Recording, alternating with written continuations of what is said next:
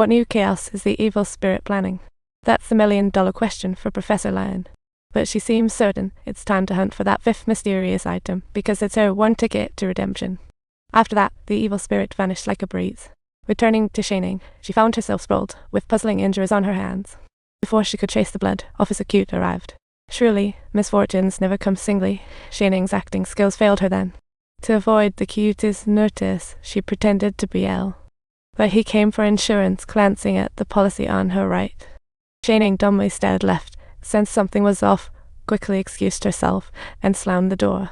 The next moment, she stumbled into the next room, falling flat on her face. Her act was exposed, so she confessed her fear of future blindness. She rambled on about needing possession to retain strength, like a mime. Officer Cute was speechless. The charming young man handed her the insurance policy directly and casually revealed during their conversation that the evil spirit had indeed used her body to purchase insurance last night, confirming her mother's name without any doubt. Sunyeong's acting was so powerful and touching, it could make anyone's eyes well up with tears effortlessly. You could feel the weight of despair through the screen, because so far, the evil spirit had never missed the target. That's right. The only hope now is to find that last item and the evil spirit's true name before she strikes, so they can wipe her out for good. In this close-quartered room, Sunyeong could finally spill all the tea she saw, including the documents the cop held at the end of his life. However, she wasn't great with Chinese characters and could only scribble the simplest of characters. Luckily, Professor Lion was a focal expert and figured out it was a protection log just from one character. Thanks to their deduction, the evil spirit's name seemed near, but due to the long time past, she didn't know Mr. Lim's parents' names. The only clue left was Professor Lion's investigation, but the old lady was too stubborn to reveal her true name. When everyone was confused, Professor Lion suddenly realized today was February 27, the 8th day of the 2nd lunar month. It turns out every February 28 in Korea, evil spirits can't cause mischief. The evil spirit won't appear. Tomorrow is their golden chance. Cut to Sunyeong before Professor Lion's grandmother. After speaking, Granny checked the calendar, confirming it wasn't a defenseless day, and Sunyeong happily sat in the main seat. The statement resembled the evil spirit's voice, but Granny wasn't fooled easily. Next, she saw Sunyeong ring the bell with her left hand, confirming the spirit was left-handed. Strangely, this convinced Granny slightly, and the evil spirit revealed Lion's plan for tomorrow. The spirit claimed that as soon as Sunyeong stepped out of the room, she would instantly know all her thoughts. Meanwhile, Professor Lion and the young man were anxiously waiting.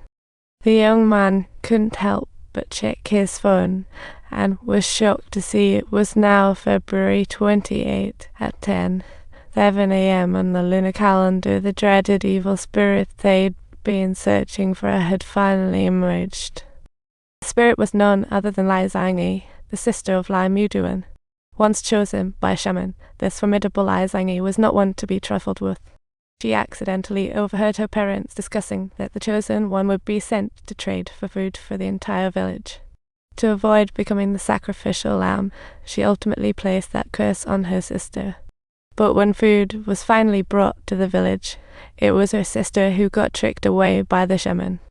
She proudly showed her food to her mother, only to be slapped away. This left her mother speechless, having betrayed her daughter first. Guilt led her mother to her downfall. Her father's furious gaze a dagger to her conscience. Thankfully, Billions allowed her to pretend all was well. To make amends with her family, she carefully prepared a feast, waiting for her brothers to return, only to find she received news of her family's fate. Facing the raging sea, she saw it as her karma. To make amends, she took all her money to the shaman. At this moment, Sunny naively thought it was a simple trade, unaware that the shaman was only interested in her. When she tried to shift her sister's fate onto herself, the shaman slyly appeared behind her, transforming Zhangyi into an evil spirit who deceived everyone trying to eliminate her using her sister's identity. Now, disguised as the evil spirit, Sunyeong finally pried open Granny Lion's lips and learned the evil spirit's true name. It was thanks to the butler adjusting the calendar 2 days early, making Granny believe tomorrow was their undefended day. Only this particular day could the evil spirit not come out to wreak havoc. But by the time Sunyeong wrapped up, it was already close to dawn. With the no-defense day slipping by, she bolted back to her study, locking every door and window in a hurry. At the last moment, she hung her spirits out. All she had to do was wait for the sunrise, and the evil spirit would have no chance to strike again, no entry into the forbidden zone. The evil spirit's next target was a celebrity. Sunyeong had to resist all temptations. However, at 3:21, sleepiness overcame her. She was possessed by an evil spirit, called fire services, then set the bookshelf alight. By the time Sunyeong awoke, it was too late. Even maxing out her strength, she couldn't wait for the fire department. She fainted just as firefighters busted in. Thankfully, the sun was already up, and Sunyeong told them about the evil spirit's arson. However, she had no idea that, as she sat, it suddenly rained. You guessed it, with no sun, the evil spirit slipped out to rampage. Next moment, Sunyeong indeed caught a glimpse through the evil spirit's eyes and worryingly looked down, finding the spirit's shape had vanished once more. She hastily tried to peer through the spirit's sight, but saw only a crossroads. Meanwhile, Professor Lion was on the subway, which meant the evil spirit's first time that morning. Professor Lion sought the 5th item to vanquish the spirit, while Officer Cute went to Lai Zhanging's school to verify her name, and she waited for the green light. Seeing the fake Zhanging's expression, the young man recalled the night of the cop's murder, instantly deducing she was the evil spirit. A hand slipped from the door, just as the green light lit up. With no choice, she had to tough it out and drive ahead, yet her voice kept echoing in the air. Time passed, and the knocking suddenly stopped, but over on the subway, Professor Lion abruptly heard a knock on the door. She cautiously looked out the window and saw the evil spirit's menacing gaze. Just then, the subway arrived, and the doors were about to open.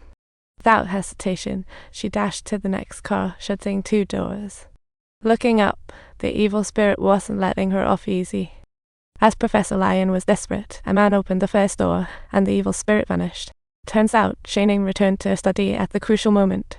She locked the door and hung her spirit sign right away, finally passing the most critical moment. The rest went smoothly, as Professor Lion, with a sigh